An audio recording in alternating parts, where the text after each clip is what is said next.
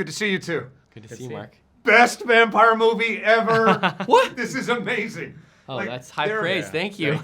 This is a new genre. Like, it is amazing. Just talk about the genesis. What made you want to do this? We read a really fun script written by Stephen Shields that had this concept at the heart of it, a heist movie that gets hijacked by a monster movie. And the mix of those ingredients with a ballerina vampire in the middle of it, it just felt to us like the perfect mix of things for us to apply the tone that we love to that story. A great ensemble of characters who are wildly unequipped to deal with a very insane situation.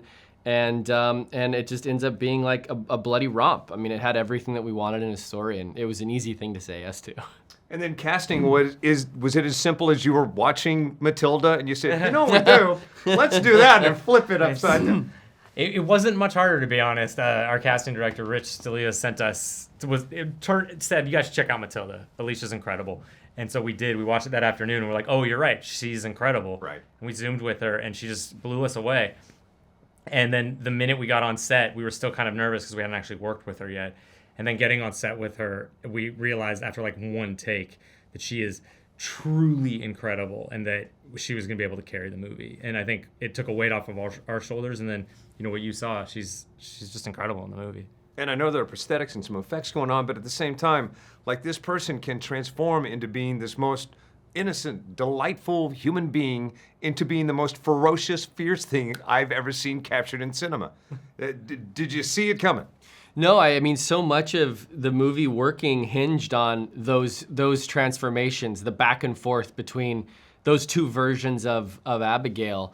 And I mean, Alicia just handled it with such confidence and such playfulness. I think we always felt like we were standing on her shoulders, and we're just in awe of everything that she was doing in front of the camera.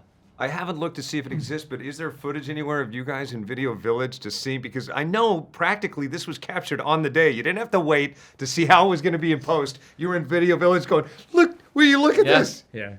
I mean, we had watching everything real and practical lets us, and it lets the cast, it lets the crew, everybody just see it happening in real time, and it makes everything better and everything more tactile and tangible. And I think at the end of the day, that energy that creates makes its way into the finished movie.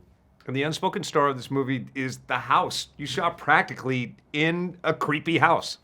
Yeah, House did us a lot of favors. It was the first character that we cast. We scouted a bunch of different manor houses and landed on a place that I think for us felt like we could sort of return to our old style of finding a practical location and then retrofitting what was in the script to fit that very specific space.